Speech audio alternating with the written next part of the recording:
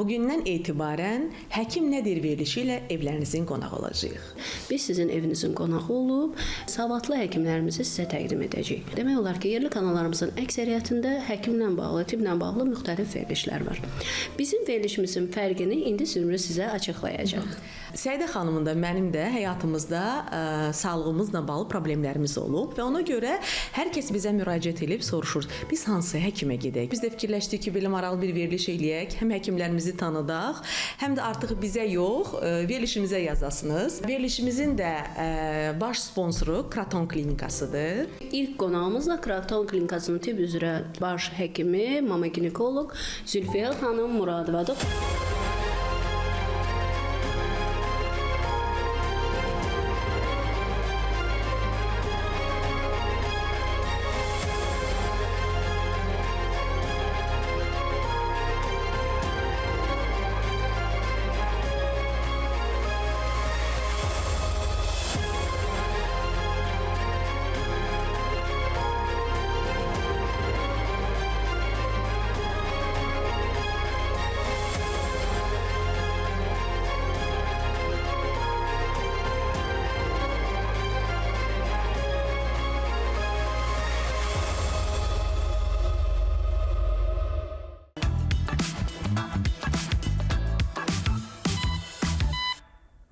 Xoş gəlmisiniz Zülfiyə xanım.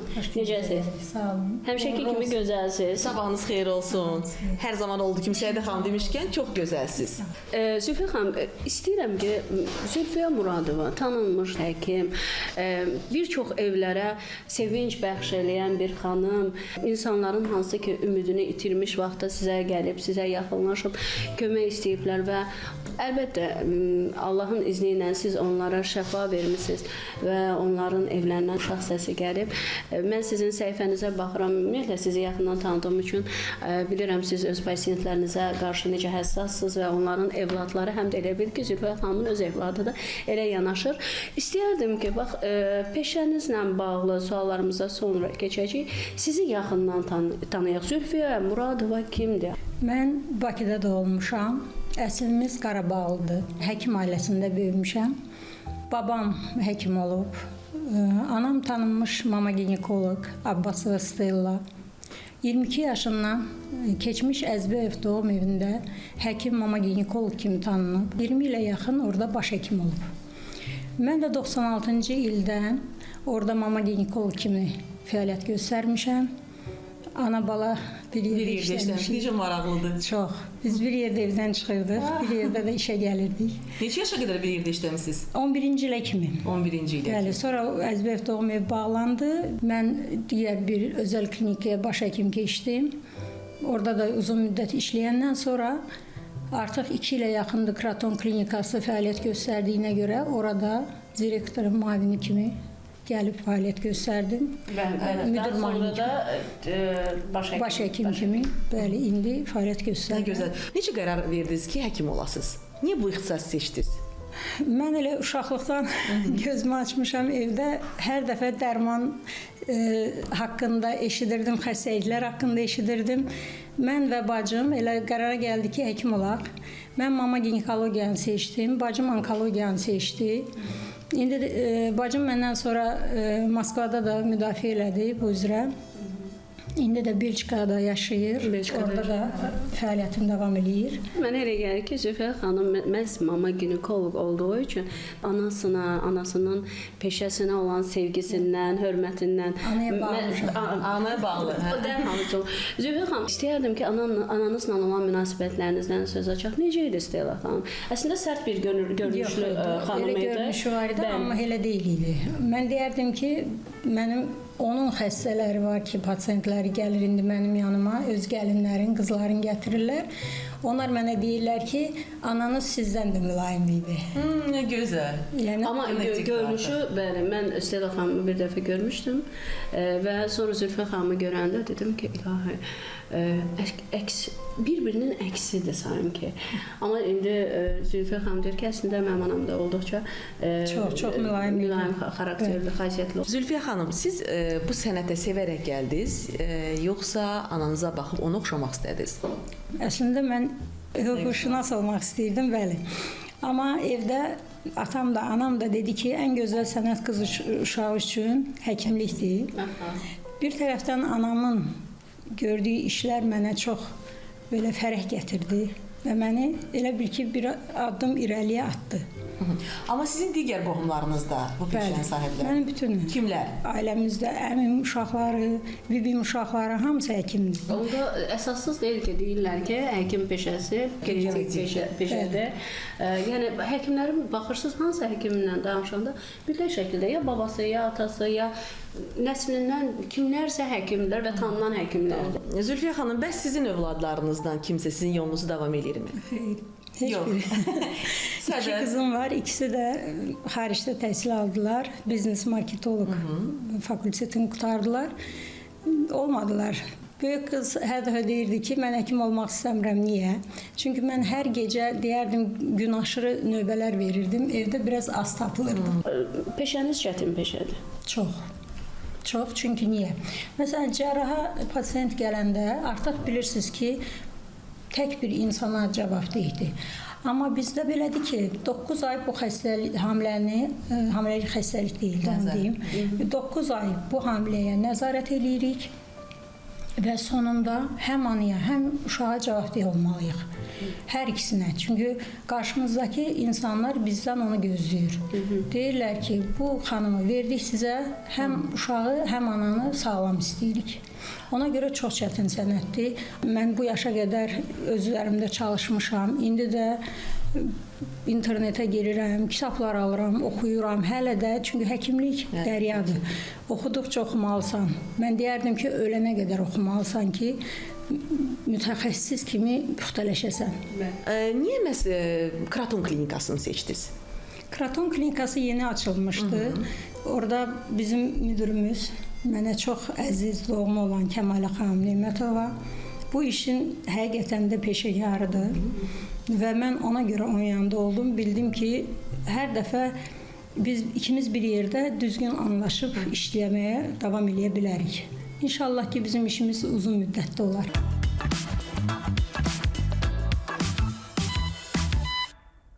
Bu onkoloji xəstəlik, xüsusilə viruslu xəstəliklər qızlarımızda da aşkar olunur, amma valideynlər heç vaxt qız uşaqlarını, yəni bu həqiqətdir, nə qədər biz bunu gizlətməyə çalışsaq da, nə qədər təbliğat aparılsa da, qız uşaqlarını ginekoloqa aparmırlar. Səbəb göz qabağında da düşünürlər ki, yanlış anlaşılma olar və heç vaxt qız uşağının ginekoloqa aparılması bir mənalı qarşılanmır. Halbuki dünyada yəni artıq müəyyən yaşdan sonra valideynlər mütləq şəkildə uşaqlarını həkimə, qadın həkiminə, yəni ginekoloqa aparırlar ki, onlarda baş verən proseslərin nəzarətə götürülməsi üçün, hər şeyin qaydasında olması üçün. Azərbaycanda necədir? Niyə görə aparmırlar və biz harda səhv edirik? Təbliğatdanmı, yox maarifləndirmədənmi? Yəni bizim baxışımız nəyə görə dəyişmir?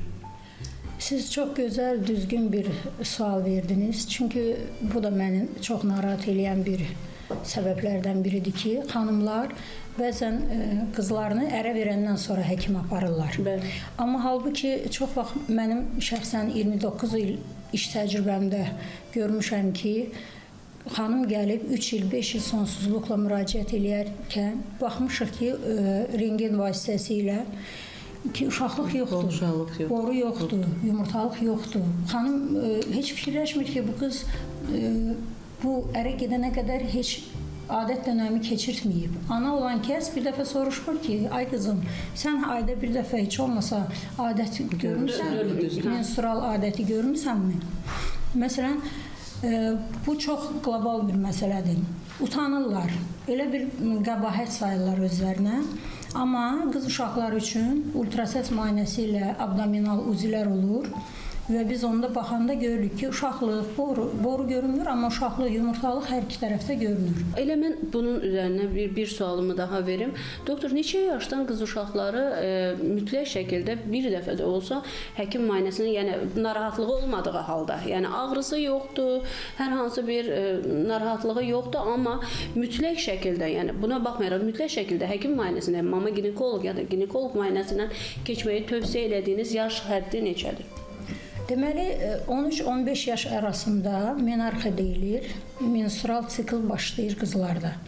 Əgər 16 yaşdan sonra ikincili cinsi, yəni bədəndə qadının formalaşması, sinənin yetişməməsi, tüylənmə, qoltuqaltı yoxdursa, artıq orada təbil vurulmalıdır ki, mütləq şəkildə mütləq ginekoloqa müraciət olunmalıdır. Həm endokrinoloqa, həm ginekoloqa. Çünki bizim işimiz yanaşı gedir, endokrinoloqdan ginekoloqa. Orada artıq xanımlar gəlməlidir, ultrasəs müayinəsindən keçməlidir, hormonal analizlər verməlidir və o zaman biz artıq çıxardırıq üzə ki, bunlarda nə xəstəliklər var. Amma 21 yaşdan sonra mütləqdir ki, ildə bir dəfə ginekoloqun müayinəsindən keçsinlər. Zülfiyə xanım, hal-hazırda sizi narahat edən hansı qadın xəstəlikləri var? Məni şəxsən zamanəmizin qlobal bir xəstəliyi, insan papilloma virusu haqqında deyərdim, danışardım. Çünki o çox məni narahat eləyir. Nəyə görə? Çünki maarifləşmə yoxdur. Bəzi gənc xanımlar heç bilmirlər ki, virus papilloma, yəni HPV virusu nə deməkdir. Mənim yanıma müraciət edəndə xanımlar qəbula gələrkən mən onlara başa salıram ki, bu xəstəlikdə heç olmasa 3 ildən bir, 5 ildən bir ginekoloqun müayinəsinə gəlmədilər və bu xəstəliyi özlərində aşkar eləyərlərsə, mütləq orada peyvənd vurdurmalıdırlar, profilaktik nöqteyi nəzərdən mütləq həkimə müraciət eləməlidirlər. Çünki bu xəstəliyin 100 genotipi var. Bunlardan 14 genotip uşaqlıq boyunun xərçəngliyi yaradır. Bəzən elə olur ki, biz baxırıq ki, yaş ötdükcə, irəlilədikcə xanım gəlir kontakt qanaxmalarla, cinsi əlaqə zamanı kontakt qanaxmalarla bizə müraciət eləyirlər. Artıq biz burada bilirik ki, xanım heç bilməyib. Çünki simptomsuz gedən bir xəstəlikdir. Heç bir simptom vermir. Mütləq 3-5 il ərzində yoxlanmalıdırlar, hər 3-5 ildən bir. Çünki bu cinsi yolla keçən bir xəstəlikdir. 3 il ərzində əgər heç bir şey yoxdursa, profilaktik olaraq peyvənd var. Onu biz vururuq. Onu da vurulması hər 2 aydan bir, 5 dəfə olmaqla vurulur. İstər kişiyə, istər qadına. Çünki o kişilərdə də penisdə, xayalarda xərçəng xəstəliyi verir. Aral və anus nahiyəsində də xərçəng xəstəliklərinə gətirib çıxarda bilər. Çox üzr istəyirəm Səidə xanım. Daşıyıcı qadındır? Xeyr, daşıyıcı kişidir. Olubmu ki, yanınıza elə bir pasiyent gəlib, uzun illər heç ümumiyyətlə ginekologiya getməyib, heç bir məlumatı yoxdur və görürsünüz ki, gəlib artıq hansı bir xəstəliyin son həddindədir. Yəqin ki, tez-tez rast gəlirsiniz. Bəzi qızlar analarla çox açıq ünsiyyətdə olmurlar. Yəni, ana ilə arada pərdə saxlamağı daha çox üstünlük sayırlar, amma bu düzgün deyil. Mütləq ki, qız sözün anaya deməlidir. Ki, orada ana artıq düşsün ortaya, gəlsin həkimə göstərsin. Çox olur elə. Mənim yanıma gələn pasiyentlər çox anadan gizli gəlirlər. Ki, anam bilməsin. Valla, Zülfiyə xanım, əslinə baxanda biz 80-ci illərin uşaqlarıyıq. Məsələn, Səidə xanım da məndə. Amma biz də o vaxtı nə bizi heç kəs həkimə aparmırdı. Əgər bir şikayətimiz olsa da onu anamıza utana-utana deyirdik. Yəni, mən başa düşürəm ki, tərbiyədən irəli. Bəli, zaman keçdikcə də mən başa düşürəm ki, bunlar çox dəyişməyib. Yəni mental dəyişməyib bizdə. Elə də qalıb və çox pis fəsadlara gətirib. Adətən bədənimizə baş verən prosesləri gizlədirdik. Yəni öz böyük bacımızdan gizlədirdik. Çünki bunu bizə elə öyrətmişdilər ki, bu ayıb bir şeydir. Yəni adət dönəmi ayıb bir şeydir. Bunu demək olmaz. Bu gizlədilməlidir. Şiddətli ağrılar çəkəndə deyirdik, başımız ağrıyır, mədəmiz ağrıyır. Bu dəfədə yanlış yəni dərmanlar bizə verilirdi, qaynar çay verilirdi, nə verilirdi ki, müxtəlif dərmanlarla ki, bizim ağrımız ya da belini bağla keçəcək. Ən çox eşitdiyimiz. Ən çox da deyirdi, ərə get düzələcək. Bir də ərə get, ailə qur düzələcək.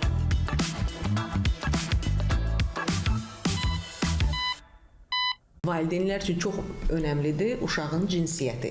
Oğlan uşağıdırsa onu saxlayırlar, amma qız uşağı olanda tez-tez rast gəlir ki, bunu tələf edirlər. İstəyərdim ki, bu haqqda həm maarifləndirici, həm bizim üçün, tamaşaçılar üçün öz fikirlərinizi bildirəsiniz. Buyurun. Hər bir uşağın sağlamlığı da əsas, cinsiyyətin də seçimi düzgün deyil.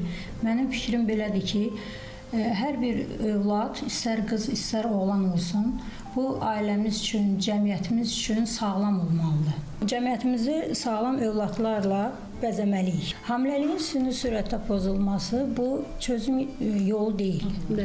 Biz həkimlər çalışırıq ki, pasientlərimizə başa salaq ki, ən gözəli kontrasepsivlərdən istifadə etməkdir və hamiləliyi planlı surətdə həyata keçirtməkdir. Bilirsiniz ki, birinci hamiləlikdən sonra mütləq 1 il keçməlidir ki, ikinci hamiləliyi olsun. Ən azı 1 il, 2 il tam bədən bəli formalaşmalıdır doğuşdan sonraki ikinci hamiləlik baş tutsun. Amma bəzən dölü süni surətdə məhv eləyirlər, mən belə deyərdim. Çünki düşünmürlər ki, bu qısa və uzun müddətli fəsadlar verə bilər. Yəni burada sonsuzluğa qədər gətirib çıxara bilər. Uşaqlıqda bitişmələr yarana bilər, travmalar ola bilər, psixoloji travmalar da olur. Bəzən elə xanım gəlir ki, aldığı narkozdan belə psixoloji travma alır. Axşam gələndə zəng eləyirlər ki, xanım narkozdan ayılandan hələ özünə gələ bilmir. Hər dərman bir bədənə bir cür təsir göstərir. Hətta onkoloji xəstəliklərə də gətirir, səhv eləmirəmsə, bəzi hallarda. Bəzi halda ola bilər, bəli.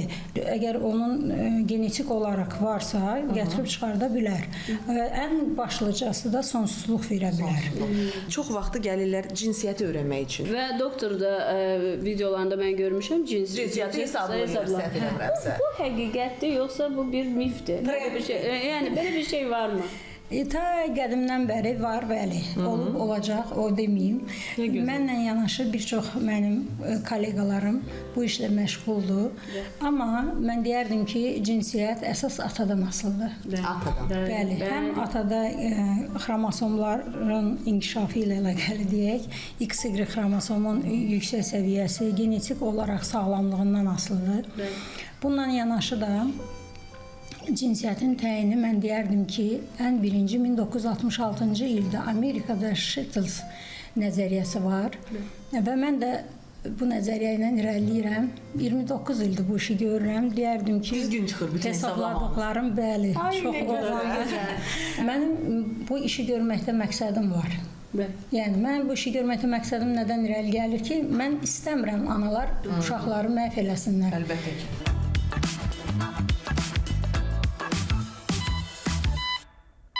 Bilirsiniz də, indi erkən nigahlar var. Bu da bizim indi ən yaralı yerimizdəndir və 15 yaşında, 14 yaşında ana olan qızlarımız var. Əslində, bir qadının bədəni neçə yaşdan sonra ana olmaq üçün formalaşır və məsləhət görülən yaş neçədir? Bəli. Məsləhət görülən yaş 21-35 yaş arasıdır.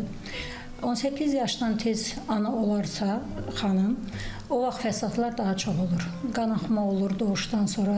Bəzən də elə olub, mənim özümdə şəxsən praktikamda olub ki, 18 yaş tamam olmamış xanım, yəni 1-3 ay, 4 ay qalmış yaşına artıq hamilədir, bunu neyə bilərik? Əslində o doğuşda o xanımda fəsadlar yarana bilər.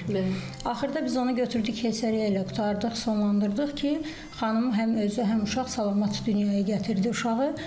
Amma 35 yaşdan yuxarıda artıq bilirsiniz ki, insan bədənində bir çox xəstəliklər yaranır. Şəkər xəstəliyi ola bilər, daşıyıcı bir çox xəstəliklər ola bilər ki, onlar doğulan uşaqlarda fəsadlar verə bilər. Bəli. Doğuşdan danışmışkən, məsələn, indi biz çox belə həssas yanaşırıq hamilə olan qadınlarımıza, doğuş əsnasında bütün ailə gəlir, xəstəxanaya, qohumlar, qurbanlar deyilir. Amma keçmişdə, məsələn, nənələrimiz deyirdi ki, əşi, filan kəs getdi tarlaya, orada uşağın dünyaya gətirdi, bükdü, gəlir, gün ortadan sonra təzələn qayıtdı tarlaya. Nəyə görə bizim qadınlarımız zaman keçdikcə bu qədər bədənləri zəifləyir?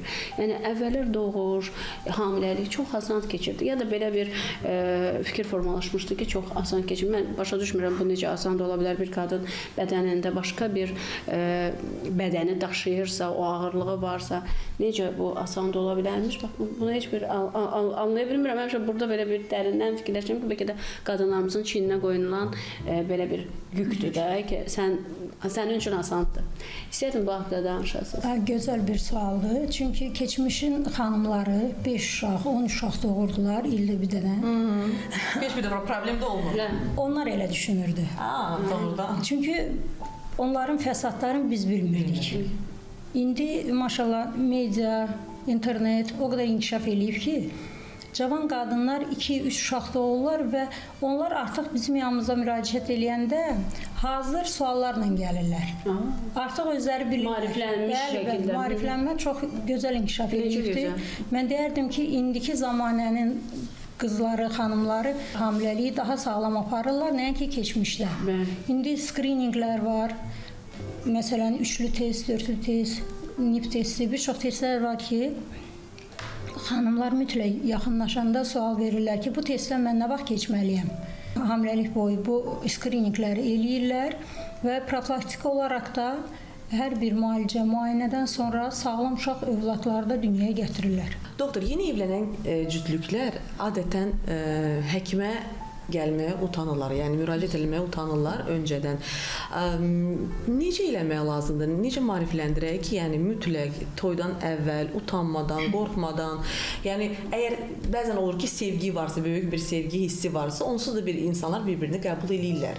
Yəni necə eləmək lazımdır? Nələr demək lazımdır ki, bu gün burdan ki, gənclərimiz qorxmasınlar, gəlsinlər, müraciət eləsinlər. Olubmu ki, gəlib müraciət ediblər, hansı bir xəstəliyin olduğunu və ya da uyğunsuz olduğunu hiss eləyib, olubmu elə xəstələriniz ki, ayrılıblar sonra? Ayrılmaqlarını deyə bilmərəm, amma müraciət eləyənlər çox olub. Müraciət eləyiblər, bəli.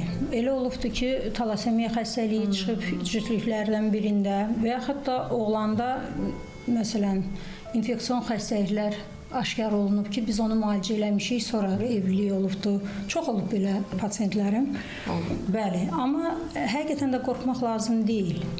Müasir dövrdə artıq o qədər hər şey inkişaf eləyib ki, baxın, xaricdə evlənmədən öncə həkimə müraciət eləyirlər. Həkimdən bir çox elə bil ki, bilgi toplayırlar. O bilgi ilə də bunlar həyatını davam eləyirlər. Bəli, səhv etmirəmsə artıq bizdə də belə bir qanun var ki, evlilikdən əvvəl mütləq şəkildə həkim müayinəsindən keçmək lazımdır.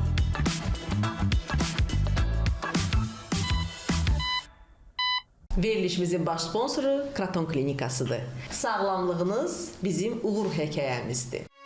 Kraton Klinik sağlamlığınızı qeydinə qalır. Klinikada qadın və kişi sağlamlığı, gastroenterologiya, hepatologiya, kosmetologiya, həmçinin estetik cərrahiyyə fəaliyyət göstərir.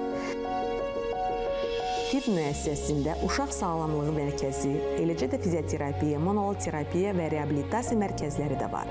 Yüksək peşəkar mütəxəssislər, endokrinoloq, diyetoloq, kardioloq, terapevt, infeksionist, dermatoloq, ginekoloq, uroloq, androloq və digər poliklinika ixtisaslarında tibbi xidmətlər aparılır. Cərrahiyyə, radiologiya, ümumi və genetik laboratoriya, plazmaforez, flebologiya kimi müxtəlif yönlü müayinə və müalicə xidmətləri mövcuddur. Xəstələrimiz əmin ola bilərlər ki, estetik cərrahiyyə, estetik ginekologiya və andrologiyada istifadə olunan son model cihazlar Kraton Klinikasınındır. Kraton Klinik, sağlamlığınız uğur hekayəmizdir.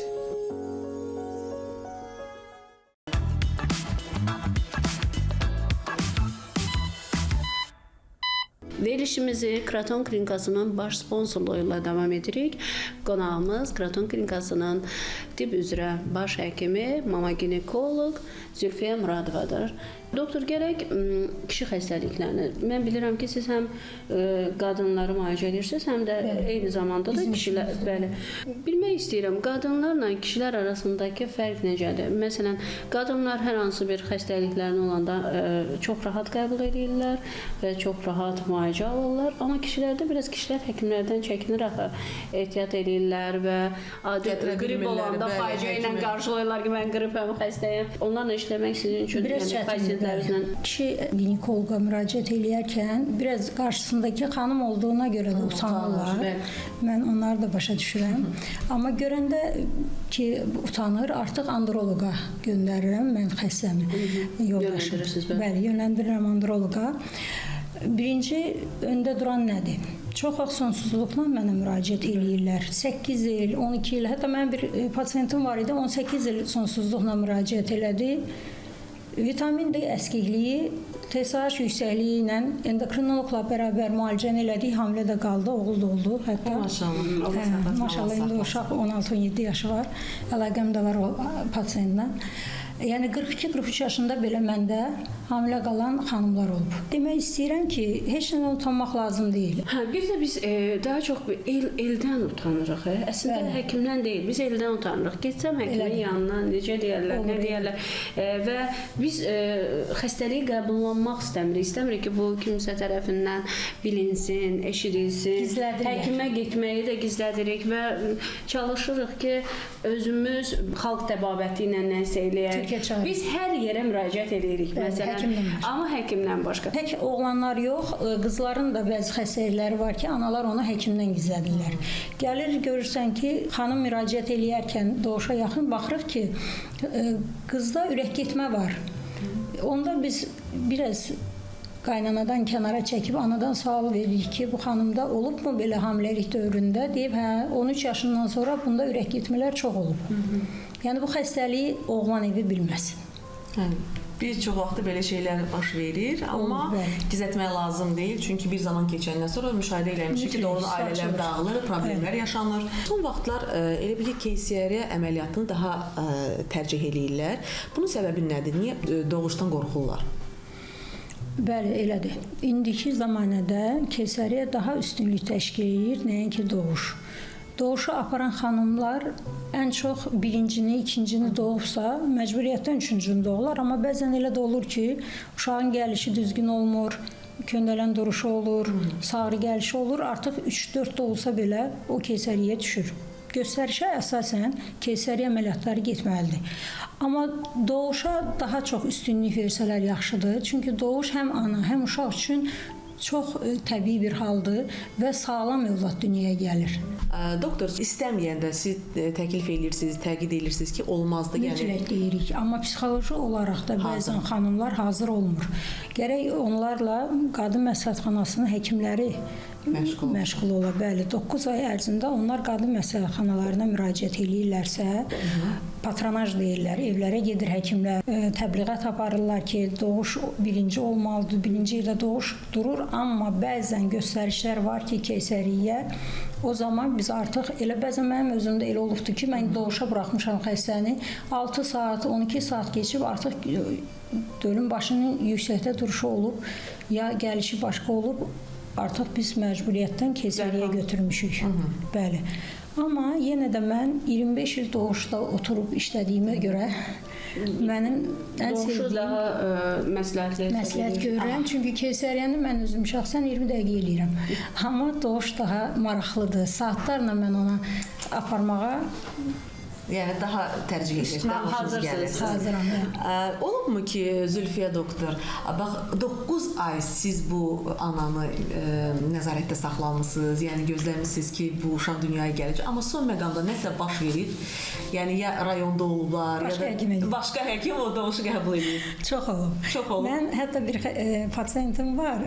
Özümü də maraq gəlir mənə ki, 9 ay mən onun 3 uşağının üçünə də baxmışam. Aha. Gecə 3-də, 5-də zəng eləyib ki, belə problemim olub, elə dərman verin, belə ağrılarım olub, nəysə, axırda gedib başqa həkimdə doğub. Və ona sual vermişəm. Niyə görə 9 ay mən sənin uşağını aparıram və axırda doğuşa başqa həkimə geyirsən? O mənə deyib ki, sənin elədiyin müalicəni mənim uşaqlarım sağlam doğulur. Ya başa düşdüm, bəs niyə siz seçirsiniz? Eyni sual Onu da qaynana aparır. Qaynananı da Qaynanalar. Doktor, belə bir mif var. Dünyaya nə qədər çox uşaq gətirirsənsə, bir o qədər cavan qalırsan. O biraz var elə bir söhbət, amma deyərdim ki, yaş ötdükcə o yenə də əvvəlki sözümə qayıdım. Hər vaxt doğuş vaxtının da bir vaxtı vardı. 35-i keçəndən sonra əgər qadının reproduktiv yaşı ötdükcə xəstəliklər özünü göstərir. Məsələn, laxtalanma artır.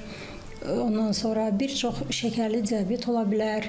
Yaş ötdükcə bir çox xəstəliklər ola bilər ki, artıq orada sağlam övlad doğmaya bilər. Daha təhlükəlidir. Neçə yaşdan sonra? 35 yaşından sonra. Doktor, gözəllikdən danışmışkən, indi gələk əsas bir məsələyə. Burada qadınlar biraz da yaxın əyləşsin. Əgər hər hansı bir narahatlığınız varsa, tam olaraq doktora müraciət edə bilərsiniz könül rahatlığı ilə. Vaginal estetikadan danışmaq istəyirik. Bilirəm ki, siz artıq 2 ildən çoxdur ki, Kraton klinikasında həm də vaginal estetik əməliyyatlar həyata keçirirsiniz. Bu haqda danışaq. Bəli, vaginal estetik əməliyyat bu da çox problemli bir işdir. Çünki təbii doğuş aparmış hər bir ana 3 uşaq, 4 uşaq doğmuş, iri döl doğmuş, yaxud kökəlib arıqlamış xanımlar yaş irəlilədikcə sidik qaçırtma, nəcis qaçırtma problemləri ilə üzləşirlər. Və bu xanımlar bizə müraciət edirlər. Bəzən gəlirlər, adi bir başqa bir müayinəyə biz baxıb görürük ki, belə bir problem var və yola gətirdik ki, bu işi görsən daha yaxşı olar. Çünki vaginal plastika əməliyyatının getdikcə ağırlaşdıqca uşaqlıq yolunun sallanması baş verir. Prolaps deyirlər ona.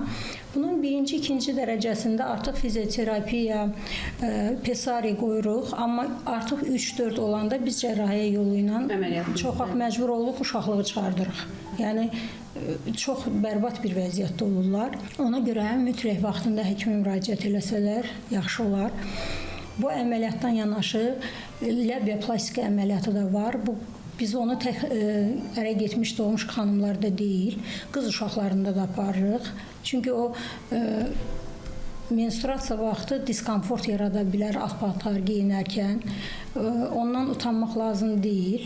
Kiçik cinsiyyət dodaqların hipertrofiyası deyirlər ona. Və onu aradan qaldırmaq lazımdır və estetik cəhətdən, həm də diskomfort cəhətdən, sağlamlıq cəhətdən də çox üstünlük təşkil edir. Doktor, klimaks haqqında da danışmaq istərdim. Qadınlar bəlli bir yaşdan sonra 40 yaşdan sonra. Bəli. Amma bəzən 40 yaşdan sonra daha çox gənc yaşda xanımlar var ki, deyir mən 30 yaşımdan artıq klimaks keçirirəm. Bax bu hallarda həm əhval-ruhiyyə dəyişir, həm bədəndə, yəni bədən tamamilə dəyişir. Yəni bu aralarda xanımlar nə etməlidir? Hansı bir dərmanlar qəbul etməlidirlərmi? Yəni həyat tərzləri necə dəyişməlidirlər? Düzgün sualdır.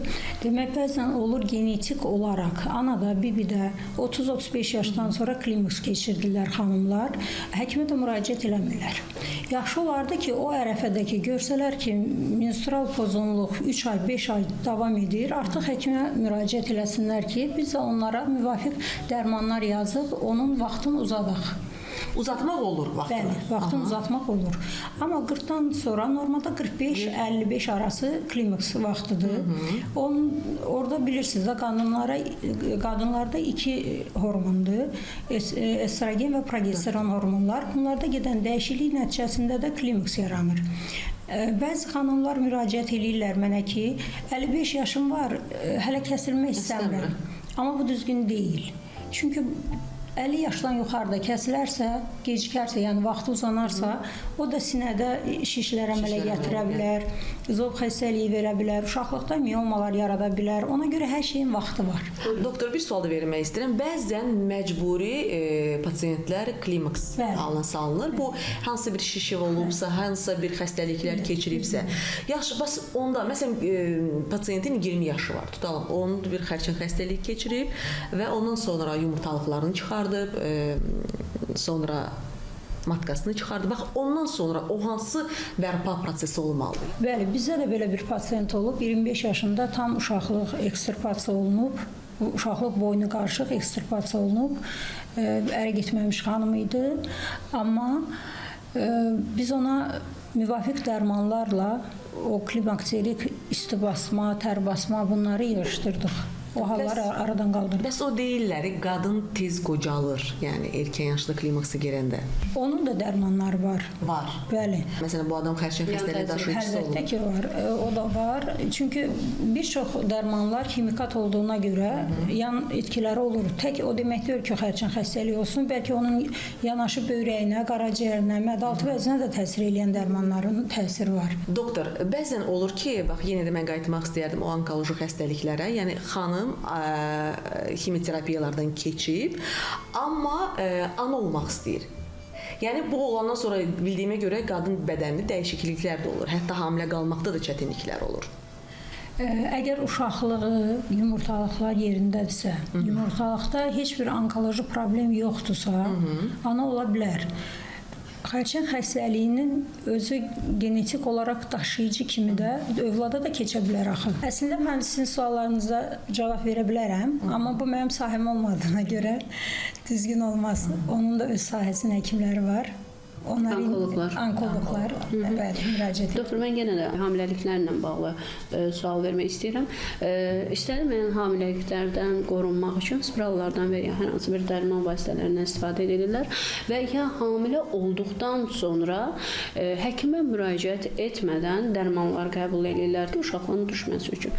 İstəyirəm ki, bu haqqda danışasınız. Bəli, istənməyən hamiləlikdən qorunmaq üçün koklar var, kontrasepsivlər həm həb halındadır, həm spiral halındadır, həm də indi axır zamanlar özünüz bilirsiniz, qoldan vurulur neoimplant. Uşaqlıq daxili spirali qoymamışdan öncə mütləq ginekoloqa müraciət etməlidirlər. Nəyə görə? Bəzən hamilə olur xanım və bilmədən spirali qoydurur, yoxlanmadan. Onda artıq gəlir ki, müraciət edir ki, mən spiral qoydum, hamilə qaldım. Bu belə deyil. Bu öncədən artıq hamilə qalıb. Amma müddəti var da, hamiləliyin dölün uşaqlığa düşmə müddəti var. Ondan öncə mütləq menstruasiya siklinin tam bitirdiyi 5-7-ci günə qədər spiral qoyulmalıdır. Mütləq infeksiyalar yoxlanmalıdır. Çünki infeksiya olarsa, uşaqlıq yolunda spiral qoyularsa, qalxan infeksiya verər uşaqlığa, borulara qədər, hətta sonsuzluq belə verə bilər. Və var neoimplantlar, qoldan qoyulur, bilirsiniz. Orada öncədən sinəni yoxlamaq lazımdır.